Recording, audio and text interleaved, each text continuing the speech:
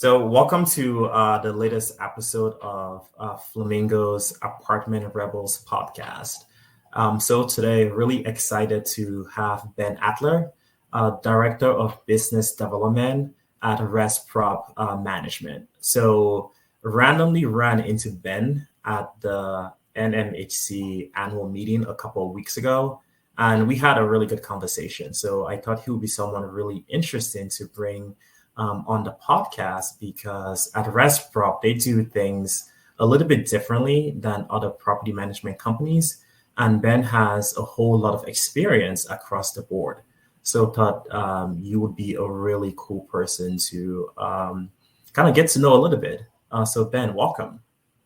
Thanks, Jude. Yeah, it was an absolute pleasure meeting you at NMHC. I actually, for those out there, I interrupted Jude, and he was having a great conversation with the crew, and I was like, "Man, the vibes over there, they feel great." I could feel them from across the room. So I wanted to go interrupt and get to know you guys a bit. But yeah, it was a pleasure meeting you as well. And yeah, so I guess I'll just dive into a little bit about myself. Yeah, I'm curious. How did you get started in the industry? How did you end up in multifamily? Yeah, I could ask you the same thing coming from Dartmouth and pre-med. But yeah, it's funny, man. I come from 3 generations of real estate attorneys, and I knew real estate, is something that I wanted to get in. I didn't know how or when or what I was going to do. And so I joined ResProp upon graduation as part of our leadership development program. I think we're going to talk a little bit today about how we do property management differently. And I think there's a talent crisis today. And I think the leadership development program that I joined is one way that we're kind of attempting to solve that talent crisis. So I joined in 2016, had no idea what I was getting into. I started as a leasing consultant at a property in Tampa, Florida. And I did that. I did property management for about 8 or 9 months before rotating into another role where I started to work on some higher level operations alongside the C-suite here at ResProp. At that point in time, that's kind of when I started to diversify and learn a bit about all the tech that is out there. One of my main duties at that point in time was to research technology companies and see what the best potential fits for our portfolio was at that time. So from there, we actually launched a tech incubator, and so this tech incubator is part of what we are calling the Rex ecosystem. Under ResProp is one of the companies under the Rex ecosystem. And so this tech incubator was a really great opportunity for me to really scratch that entrepreneurial itch. So I took a brief break from the property management world from 2018 to 2020 and started 4 different companies. Wow. Those 4 different companies had a little something to do with prop tech and real estate operations. One of which was an office concierge startup. I ran a tech B&B startup, which was similar to Sonder, where we were turning apartment units onto the short-term rental market. And then another one was a tech-enabled general contracting company, where the goal was to outsource 100% of our maintenance and construction requests to 1099 labor. And then COVID hit. We started to scale that GC company to 10 million year-over-year revenue. And when COVID hit, we kind of all were thrown for a whirl, as I'm sure you were as well. And then we decided to peel back the onion a bit on our tech stack and really focused heavily on third-party management. And so that's kind of when ResProp was born. And from there, over the last 3 years, we've been really heavily growing in Texas and Florida. and we just launched into South Carolina. And we're trying to bring this tech forward owner approach to property management. Too often, I think our property managers kind of the scapegoats in this situation. Whether it's either if things are going really well, it's a great market. Yeah, it's a great market to buy in. It's a great market to be in. If things are going really poorly, property manager sucks. So it's a thankless job, but it's something that we're really passionate about because I think that's where you can really move the needle in the industry is through property manament. So you've touched on a couple of really key things that I want to kind of dive a little bit deep into. So from our conversation, I remember you spoke about that leadership development program that ResProp really utilizes to get people into the multifamily industry. The reason why I like that so much is because I have spoken with probably thousands of property managers, and in 99.9% of situations, none of them mentioned, hey, I got into property management because I knew a great property manager, or it was a dream that I had. It's always, hey, I needed a place to stay and I saw an ad and I just kind of jumped into it. So I love that ResProp is really taking a proactive approach to develop talent. So can you speak a little bit more about how the program is structured and what kind of talent it has basically like grown besides yourself, obviously? Yeah. So it's a great question. You're talking to the right guy because I actually lead the program today. So the leadership development program, we call it the Biz Tech program. So kind of morphing the worlds between business and technology within real estate. The purpose of the program is to really propel and push forward young people's careers within multifamily. As you kind of alluded to, historically, the way that people get into property management is like they lease at an apartment. They're like, oh, this is interesting. I never knew that people actually worked at these things. Or my aunt works at this property and she could get me a job as a leasing consultant when I was 17 years old. And then 10 years later, I'm a property manager. So we have a different take. So the way that the program is structured is the requirements are you have to have a 4-year degree from a university. Typically, we try to focus heavily on regional universities within the markets in which we operate. So, for instance, UT, Texas A&M, Texas State, University of Houston, UTSA in Texas, and then for Florida, USF, UCF, UF, FSU, UNF, Miami, Miami-Dade. Wow. And so really forging those relationships with those universities in order to have a good pipeline of people coming through the door. And then, so the way that I kind of sell the program when I talk to recruits is, hey, this is a leadership development rotational program. We want you to jump into multifamily operations.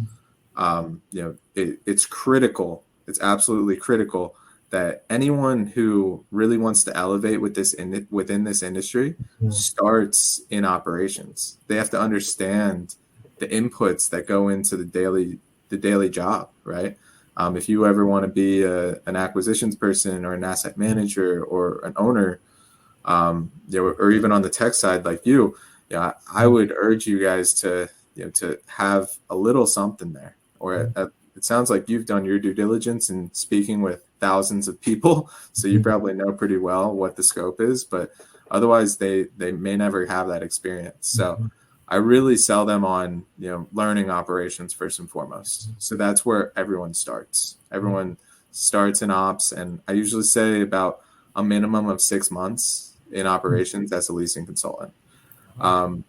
Each month we layer in learning projects and case studies to that. I host a monthly session with all the associates within the BizTech program to cover a topic. So this last month we covered Grit, the book, and it was a great conversation where I actually had the director of our central services team come in and lead that discussion, and it was a great opportunity to just, everyone took the grit scale, kind of learned about where their grit stood, and I think if anyone in property management, they probably all tell you that whether or not they know what grit is defined as, they have it, because multifamily operations is tough. It's a tough industry. Yeah, exactly. So anyway, so it's a 2-year program. All associates start in operations, and monthly assignments that are comprised of entrepreneurship, leadership principles, and multifamily real estate. So, 2 months ago, I did a real estate finance case study, where everyone would present on the case study. A few months prior to that, we did Wooden's book on leadership, and so it's a really well-rounded method to promote learning on a personal level, while also gaining that invaluable experience in multifamily operations. Wow. So what are all the different potential rotations that one of the students or fellows can go through? So operations and what else?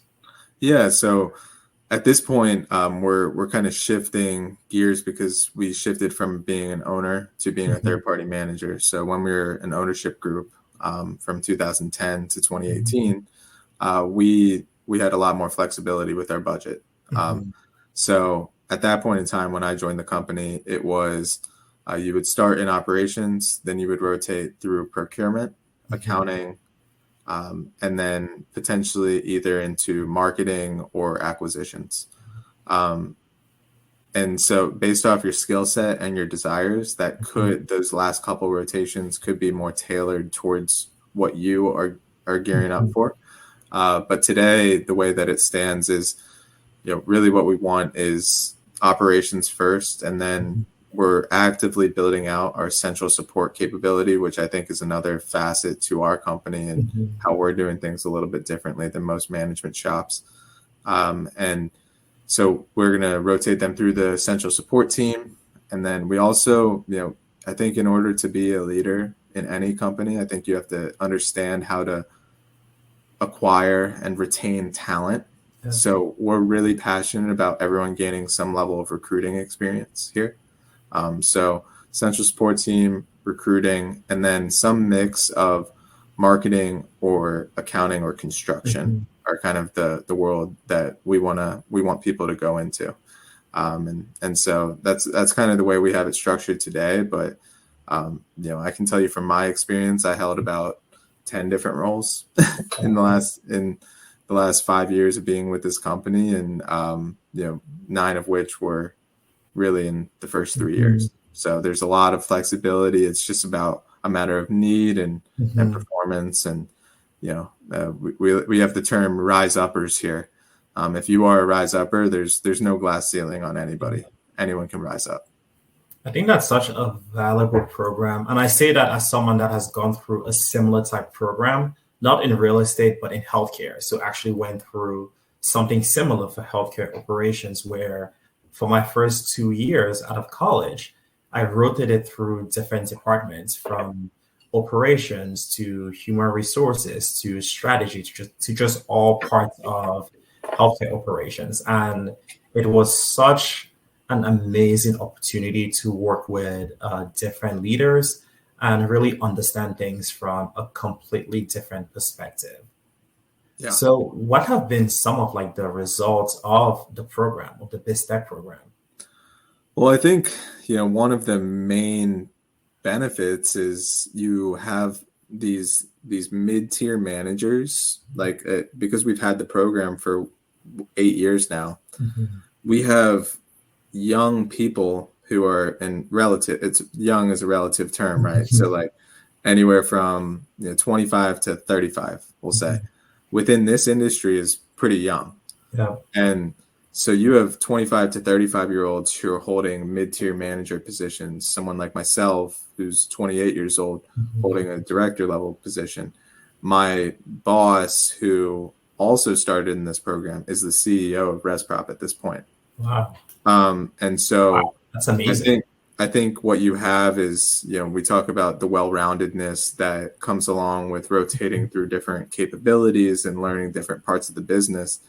Is you have this level of communication and understanding of the scope of people and their jobs that you may not have otherwise when you hire somebody off in the market, who maybe doesn't have as much, who has a lot of maybe accounting experience but doesn't have much else, right? And so I think that with us, our communication internally is greater. I think our flexibility, that ability to wear multiple hats and jump at the greatest need at any moment in Yeah. time is And much then just higher. having like empathy Yeah, across, like, hey, I have done that before and I know what that is like, so I can understand why this person needs this like right now. exactly. Yeah. So I think those are the main benefits. And, now that we've had it for so long and we have people that we've retained for that period of time, I think what we're finding is that, we can point to those examples as for new associates to come into the organization and say, hey, this is where you can get to. You can be a director in 5 years. You can be, a senior director or a C-suite executive, maybe within 8 to 10 years. And like, I think an organization that really promotes that growth internally, I think is only going to be helpful for the future of the program and future opportunities for employees who join the company. So I'm really curious. You mentioned how ResProp was able to transition from being an owner to really being in third party management. So what was that transition like? Oh man, it was tough.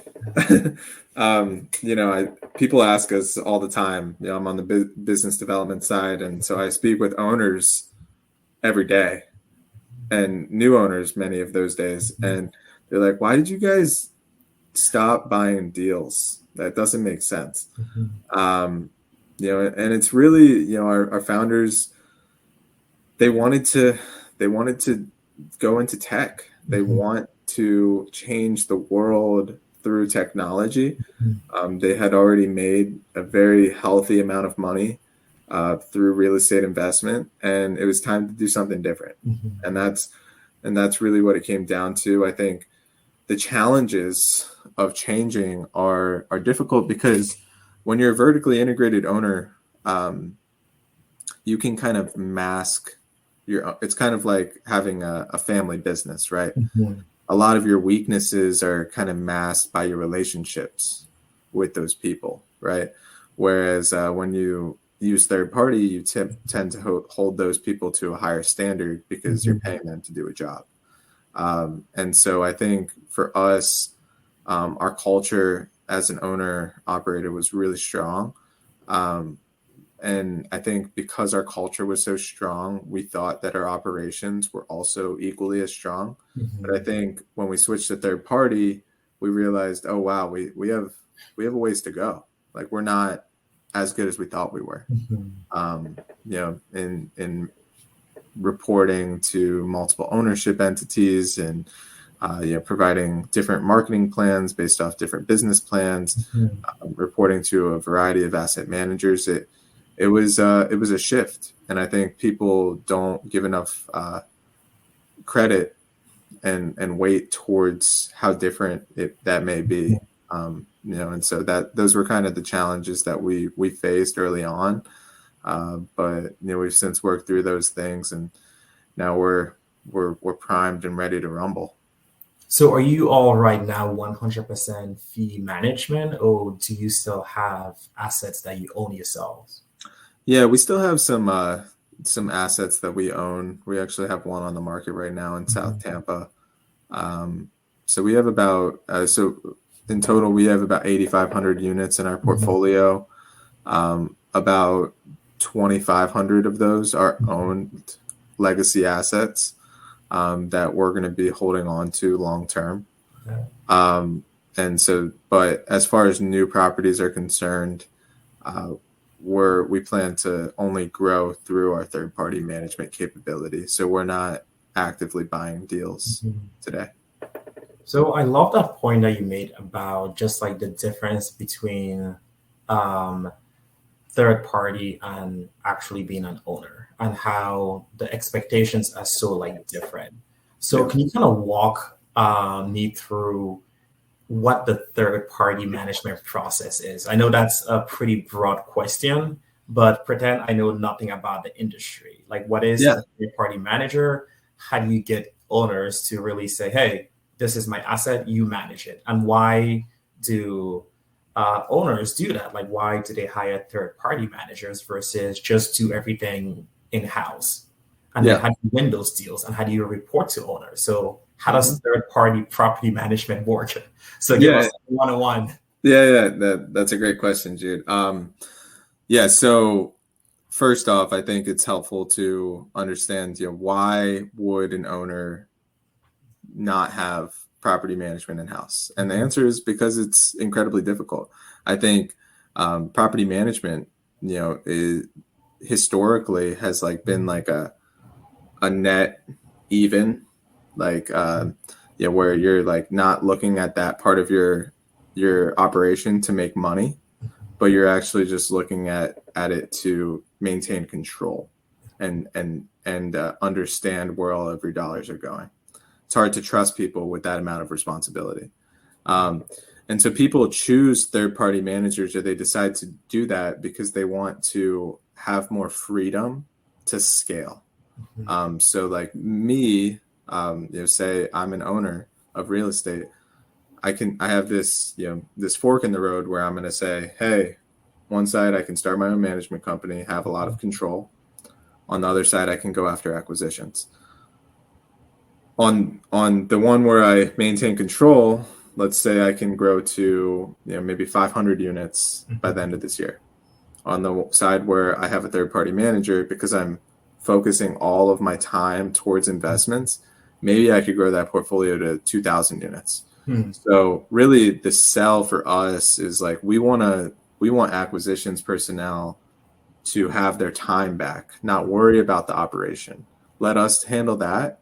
You go buy some deals so that, you can continue to grow your portfolio and we will manage the heck out of them. So that's like the main decision driver there. And then I would say from an accounting perspective, from a marketing perspective, from a construction management perspective, these are very deep industries that are deep departments within the industry that you have to have subject matter experts. It's really difficult to build a world-class construction management capability. It's not as simple as going to hire a project manager, right? Yep. You have to have, the ability to have localized vendor relationships. You have to have, that person who's going to be on site as a superintendent overseeing the unit turn process. You have to have somebody who's going to be putting together high level CapEx scopes. There's so much that goes into each one of those departments that it's really difficult to build out that capability if you're not looking to do it in the long haul. You can't really half-ass anything. And so I think a lot of ownership groups are like, you know what, I'm just going to stick to the investment side and I'm going to defer to my property manager on everything else. And so, that's kind of what I've found with a lot of ownership groups that we work with, and why they choose to use third party is because they want their time. And so hopefully that answers your question. No, that makes a lot of sense. It's like focus on one or focus on many. Typically, when you Mm-hmm. focus on one, much easier to really excel at that one thing. Yeah, exactly. Yeah. Exactly. So then, as a third-party manager, how do you win deals? Why do owners like choose one company over another one? And Yeah. how does the third party basically stand out? Yeah. Well, I mean, doing things like this, first off, getting our name out there is really important. But Jude, what I do, what my job is to work with ownership groups on the front end of deals. So, our business development team is world class here at ResProp. are in the markets, underwriting all the marketed deals, almost like we're acquisitions consultants in a lot of way. And so like when an ownership group works with us, they're getting ResProp from the time that that deal is marketed with a brokerage shop to the time that they're in best and final, to the time that they go under contract. We handle the DD for them and then go through the budgeting process and take it over. So like we're not just coming in towards the end of the process and say, hey, go manage our property. We're providing this full service capability where I'm in the market, sending out deals to ownership groups who, Wow. that deal falls within their bucket. I'm doing full revenue and expense underwritings for them, sub-market analysis, comp reports. So a lot of the times, a lot of our ownership groups will really defer to our business development team to work with them on their acquisition strategies. Wow. And so I think that's really what sets us apart when an ownership decides to start working with us. Why they continue to work with us is because of some of the other things that we said. When you go to our property, you're going to find a 25-year-old who graduated from Penn State or from UNC or from University of Tampa or from University of Texas. You're going to find, the talent of our regionals and our RVPs and everyone that you're going to interact with is very turned on. We're like, we think like owners, we act like owners, but we're property managers. And so I think they stay with us because they like interacting with us. They like, hey, like these guys feel like our partners, and they're in it with us. They're not just doing their job and calling it a day. Yeah. So with that approach, I mean, that's a really unique approach, and also one that I don't want to say risky, but also just a lot more work. So you do all that due diligence, you reach out to find potential deals, you send that to owners. So you are doing a lot of additional work before you even have that deal, or do you already have that deal to know if this goes through, we are going to get this as one of our portfolios? Yep. So it's kind of like, hey, we are going to do this, even if you decide to go with someone else. Yep. It's not perfect, right? There's definitely times where we're doing a lot of legwork, and ownership groups are not serious about a deal, or maybe they don't have the equity to really make a competitive offer, and especially like in markets like Texas and Florida where institutional capital is just flowing very quickly. So yeah, I agree with you. That's something that we're actively working on, but it's been such a differentiator for us that the juice is worth the squeeze ultimately, and it's something that for us too. It's fun. It's fun for me to be in those conversations and work through those deals with those ownership groups, and and I really enjoy that part of the process. But yeah, there's definitely a lot of trial and error there, and it's not a perfect science by any means. So that's a valid point for sure. It's something that as we continue to grow, we'd like to continue to offer this service, but we're probably going to have to get a little bit more or a little bit more clear with our bucket of what we can and cannot like do full underwritings for. So things like that. But I do love that approach though, because it just shows like how serious you are about that partnership to say, hey, we are going to do a lot of legwork, even if it's not a guarantee. And I think you're absolutely right. That does make you stand out instantly. Yeah.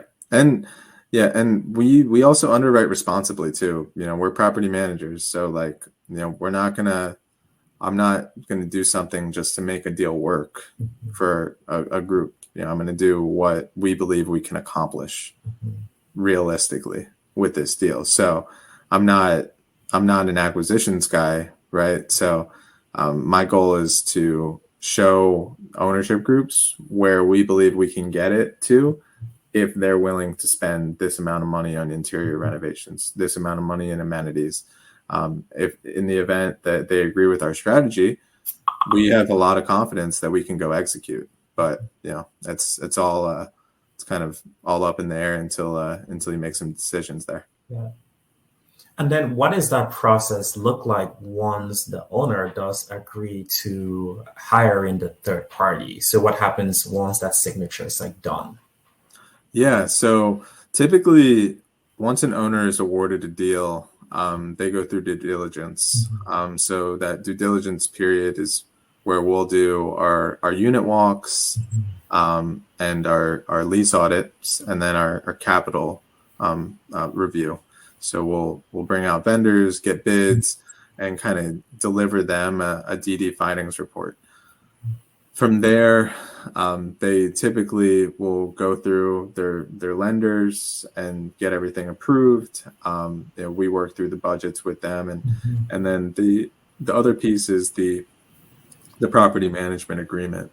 Typically that's the biggest agreement as part of the process is the PMA, where you'll go through all the reimbursements, decide on which softwares they decide to use for a particular property, which ones they decide they don't feel are necessary, and then kind of go forward with that. Once the PMA is signed, that's when you start the onboarding process for the property, the utility transfers, the contract transfers, getting the data from one property management software to another, and then the transfer of the ILSs and all of that stuff. So it's definitely a lengthy process, and one that we definitely don't take lightly. And that's a little bit of a taste of what it takes. Yeah. So then what, if anything, does ResProp do to ease that transition for residents, or to get them really excited to say, hey, ResProp is here and we are the best? Yeah. I mean, residents are the core of our business, right? If we don't serve the residents and if they don't enjoy living somewhere, then we're not doing our job.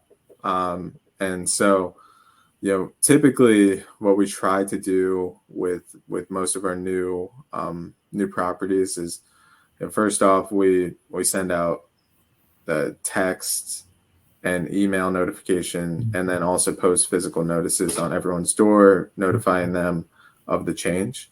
And then, I think having a community event, a resident event within that first 2-week period to really bring the team together, introduce them to the new on-site teammates, if there are new on-site teammates, to really try to build that community. I think another piece that we really pride ourselves on is just like service. We want to get all work orders done within 48 hours. We want to have a 3-hour response time to any emergency on-call service. We want to also make sure that as we kind of work through the onboarding of that property, that all of the data is very clean. I think that's something that whenever you have a new acquisition and or a management change, the data is so important. Whether they had a balance with prior management, or whether their security deposit didn't transfer over, or it's always something. And so we're really, really focused on making that transition as smooth as possible for the resident, to the point where, we'll actually prefer to take over mid-month so that we can have our property management software up and running by the time that the residents are ready to pay the next month. Wow. And so we'll like change up our whole game plan just so that they don't have any lapse in payments for that new management transition. Yeah. So in the industry, is it typical for the tech stack to be really focused around the third-party manager rather than the owner's own tech stack? Or who gets to decide on what the tech stack is? It's the management company. Yeah. The owners decide what to pay for. Mm-hmm. but the management company decides what to use. Got it. Yeah, so we could, we use Resman, for Mm-hmm. instance, for our property management software. So all of our owners, because we use Resman, they use Resman. Yeah. Same thing with our CRM, or whether or not we use YieldStar, or Mm-hmm. like any of those add-ons and the tech stack.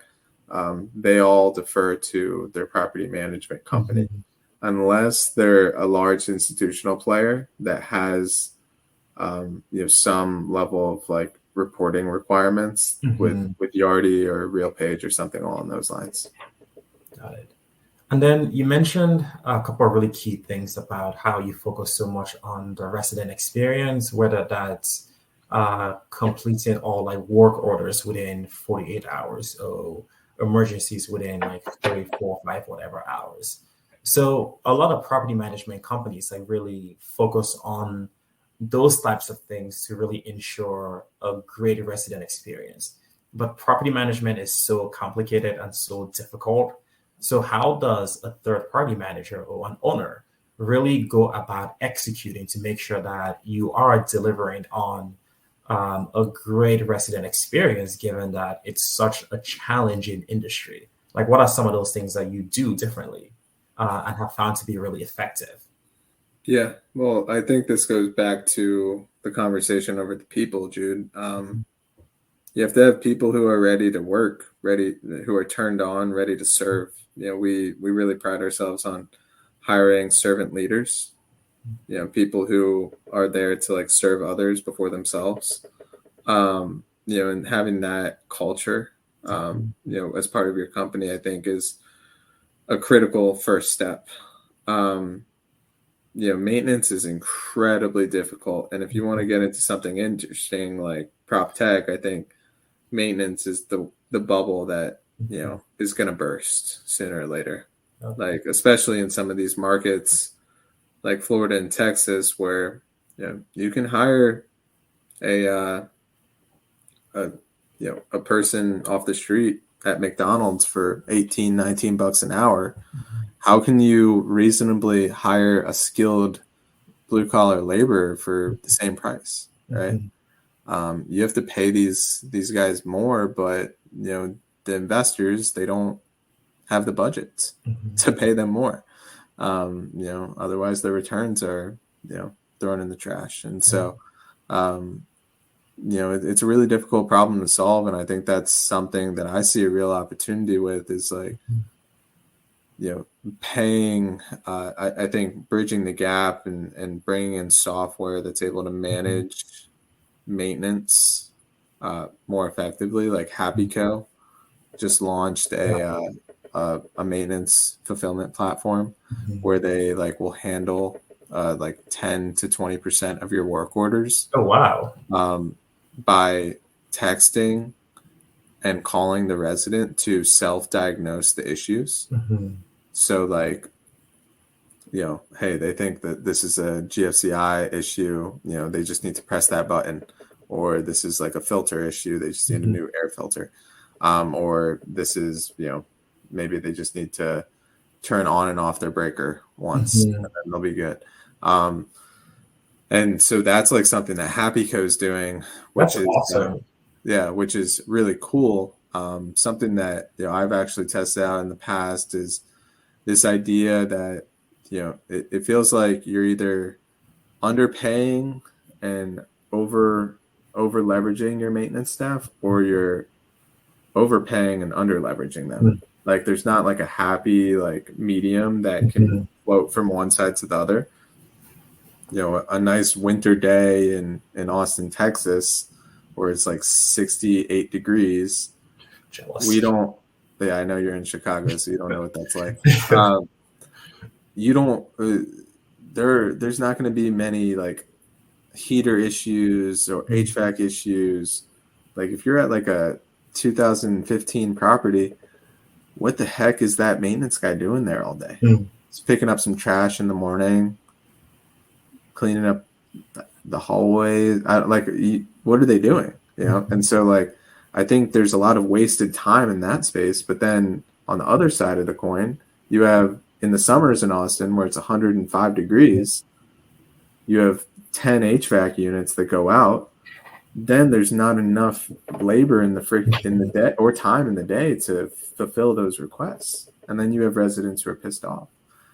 So, that's where I really think that there's a massive opportunity there to figure out some solution to, one, optimize the schedule of your maintenance personnel, to optimize a world or create a world where you can automate anything that is too high level for the maintenance person to handle. It automatically requests like an HVAC certified person to come in and handle that request, or a plumbing person. And then like you can start to bridge this gap between W-2 and 1099 so that you can fulfill all of these needs across the board while not wasting time, I mean, sounds like you have your next company idea right there. I mean, I think that just makes so much sense. It's basically puts in labor and expertise where it's most efficient. Yeah. And then I love the example of Happy Co as well, because it's the offline version of like chatbots that you have, where you can self-service by diagnosing the things that are very basic, like a chatbot can handle that. And then if it's a real issue, it actually goes to a live agent. Yeah, exactly. Yeah. So you kind of mentioned something interesting, which is when the third party or the owner kind of like butt heads, whether it's over, hey, we need to pay more to get like the best talent. How do third parties typically manage those disagreements that you might have with an owner about something operational or something strategic?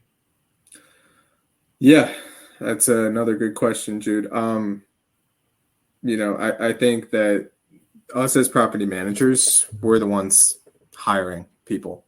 So our insights into what people cost, I think a lot of our ownership groups, because they trust us, they defer to us on, okay, you guys are saying this, that's fine. The issue where we might butt heads is if, maybe my information is out of date or our information is out of date on the front end of a deal. And I'm like, hey, yeah, like a maintenance technician in San Antonio should cost like $19 an hour, but then we can't actually hire anyone for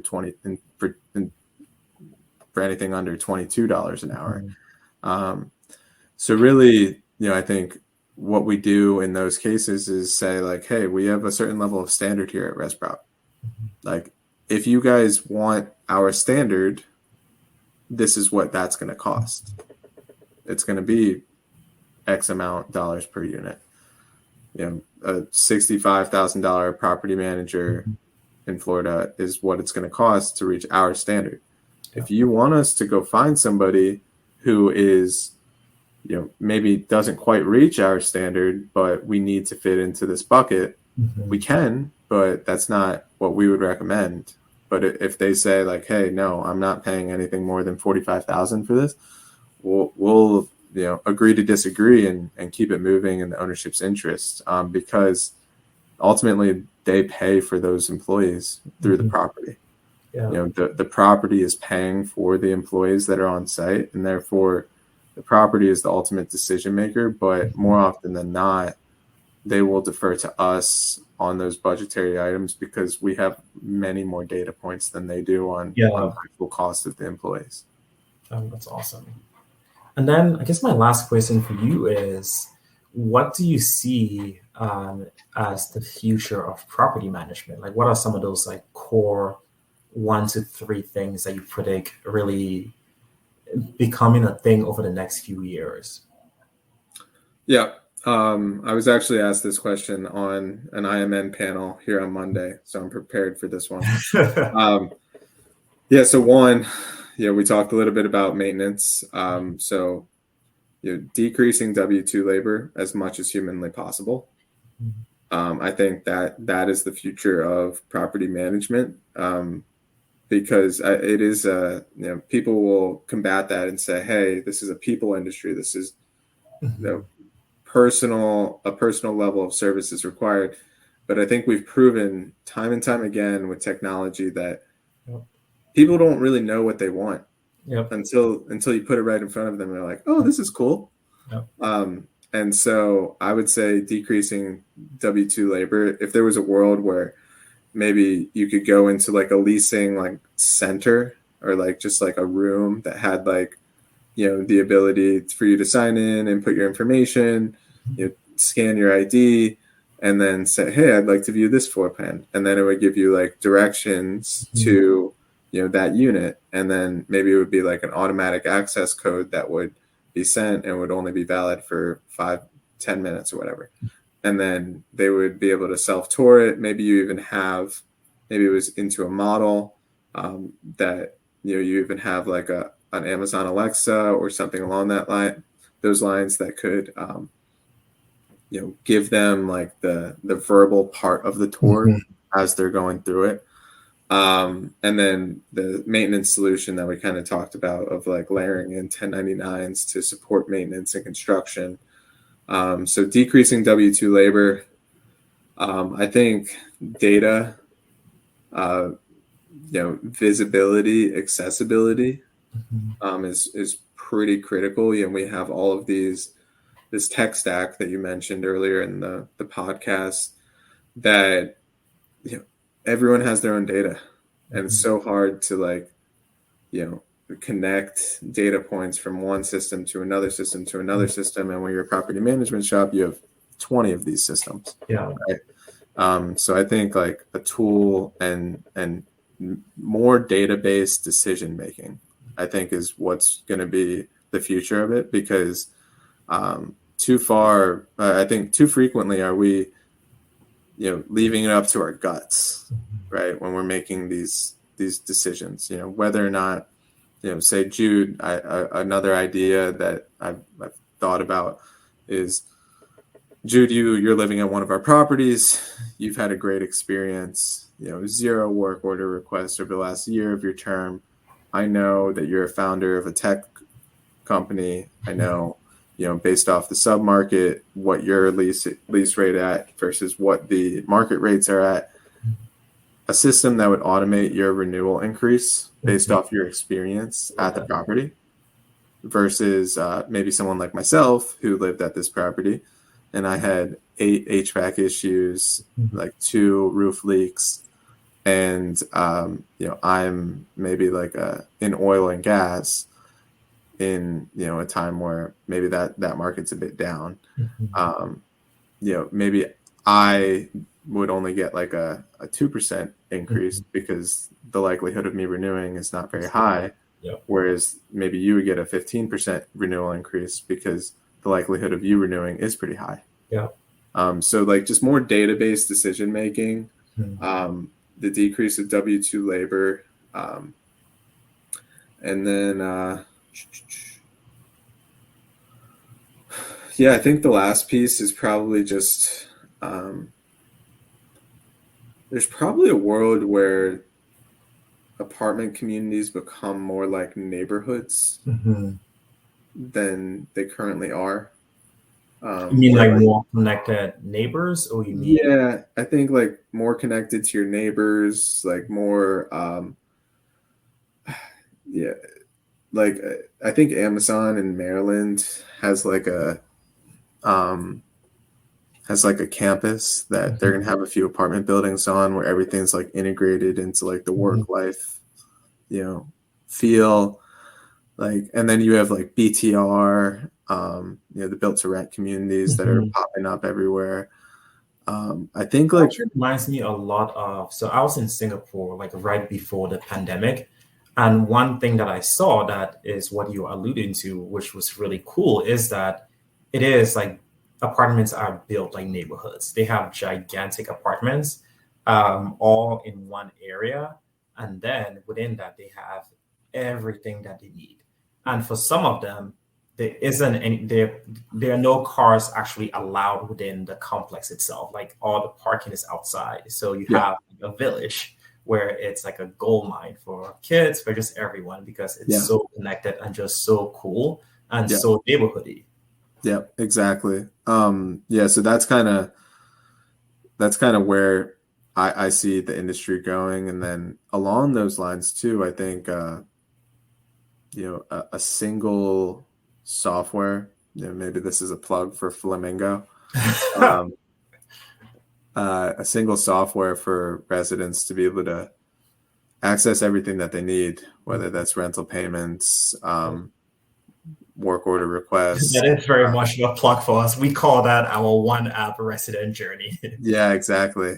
I do think that is the future too, because I think when you make it too complicated for residents, they're gonna just disregard something.